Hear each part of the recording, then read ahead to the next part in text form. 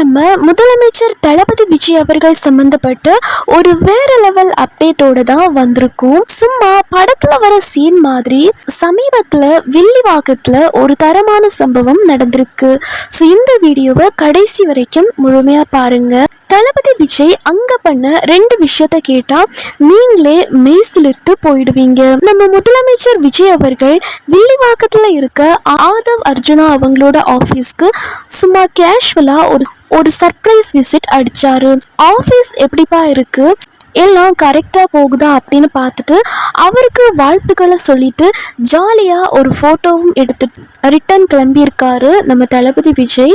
ஆஃபீஸில் இருந்து வெளியில் வந்து தளபதி விஜய் தன்னோட காரில் ஏற போகிற அந்த டைமில் அவருக்காகவே ரொம்ப நேரமாக ஒரு 10 மீனவர்கள் கார் கிட்டையே காத்துட்டு இருந்தாங்க. முதலமைச்சர் விஜய் வரதை பார்த்ததும் ஓடி போய் அவர் வழிமறித்து பேச ஆரம்பித்தாங்க. திடீர்னு அவங்க என்ன கேட்டாங்க தெரியுமா? அண்ணா, இன்னைக்கு எங்கள் கிராமத்துக்கே ரொம்ப முக்கியமான நாள். இந்த நாளில் நீங்கள் எங்கள் வீட்டுக்கு வந்து ஒரு வாய் சாப்பாடு சாப்பிட்டீங்கன்னா அது எங்கள் லைஃப்லையே நாங்கள் மறக்க முடியாத ஒரு மிகப்பெரிய கௌரவமாக இருக்கும் அண்ணா அப்படின்னு ரொம்ப உருக்கமாக தளபதி விஜயை அவங்க வீட்டுக்கு சாப்பிட கூப்பிட்டாங்க. நம்ம வீட்டுக்கு ஒரு விஐபி வந்தாலே நாம் சந்தோஷப்படுவோம். ஆனால் ஒரு முதலமைச்சரையே தன்னோட குடிசைக்கு கூப்பிட்றாங்க அப்படின்னா அவங்க அன்பை பார்த்துக்கோங்க. திடீர்னு கூப்பிட்டதும் தளபதி விஜய் ஃபர்ஸ்ட் வந்து சம்மதிக்கல. இல்லைப்பா, தப்பாக நினச்சிக்காதீங்க, எனக்கு அடுத்து வேறு கொஞ்சம் முக்கியமான ஒர்க் இருக்குது, நான் இன்னொரு நாள் கண்டிப்பாக வரேன் அப்படின்னு ரொம்ப அன்பாக அவாய்ட் பண்ண தான் பார்த்தாரு. ஆனால் நம்ம மக்கள் விடுவாங்களா? சார் ப்ளீஸ் சார், எங்கள் கிராமத்தில் நிறைய பேர் உங்கள் ஃபோட்டோவை சாமி படத்துக்கு பக்கத்தில் வச்சு கும்பிட்டுட்டு இருக்காங்க. நீங்கள் எங்கள் ஏரியாவுக்கு வந்தீங்க அப்படின்னா அவங்களுக்கெல்லாம் சாமி தரிசனமே கிடைச்ச மாதிரி ஒரு ஃபீல் வந்துடும் சார். அது மட்டும் இல்லாமல் உங்கள் வருகை ஒட்டுமொத்த மீனவர் சமுதாயத்துக்கே கிடைக்கிற ஒரு பெரிய கௌரவம் சார் அப்படின்னு ரொம்ப எமோஷ்னலாக ரிக்வெஸ்ட் பண்ணி கேட்டிருக்காங்க. அவங்களோட இந்த உண்மையான அன்பை பார்த்ததும் நம்ம தளபதி விஜயால் அவங்க ஆசையை நிராகரிக்க முடியல. உடனே தன்னோட பிளானை மாற்றிட்டு அவங்க வீட்டுக்கு சாப்பிட கிளம்பிட்டாரு. மீனவர் வீட்டுக்கு தளபதி விஜய் போனதும் அங்கே 2 சுவாரஸ்யமான விஷயங்கள் நடந்திருக்கு. வீட்டுக்கு போன முதலமைச்சருக்கு சும்மா தடபுடலா இலை போட்டு கடல்ல இருக்கிற அத்தனை உயிரினங்களையும் சமைச்சு வச்சிருக்காங்க. மீன், நண்டு, இறாலுன்னு எல்லா வகையான நான்வெஜ் ஐட்டமும் இலைய நிரப்பியிருக்கு.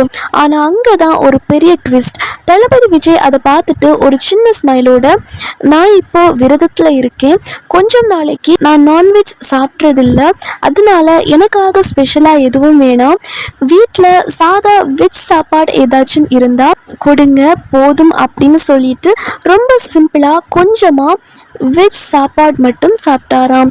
முதலமைச்சராக இருந்தாலும் அந்த எளிமை தான் தளபதி விஜயோட மாஸ். தளபதி விஜய் சாப்பிட்டுட்டு இருந்த அதே இடத்துல ஒரு சின்ன பொண்ணுக்கு அன்னைக்கு தான் பர்த்டே. அது தெரிஞ்சுக்கிட்ட நம்ம விஜய் அவர்கள் அந்த பாப்பாவை கூப்பிட்டு ஹாப்பி பர்த்டேமா அப்படின்னு சொல்லிட்டு உனக்கு என்ன கிஃப்ட் வேணும் அப்படின்னு பாசமாக கேட்டிருக்காரு. அதுக்கு அந்த பொண்ணு சொன்ன பதில் அங்கே இருந்த எல்லாரையும் நெகிழ வச்சிடுச்சு. அண்ணா, எனக்கு எந்த கிஃப்ட்டும் வேணாம், உங்களுக்கு என் கையால் சாப்பாடு ஊட்டி விடணும் அப்படின்னு எனக்கு ரொம்ப நாள் ஆசை அண்ணா அப்படின்னு கேட்டுச்சு.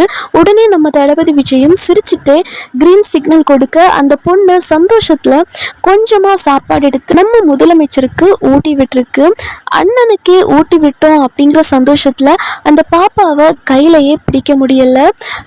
குதின்னு குதிச்சு அந்த ஏரியாவிலேயே ஒரு பெரிய அலப்பறைய பண்ணிடுச்சு.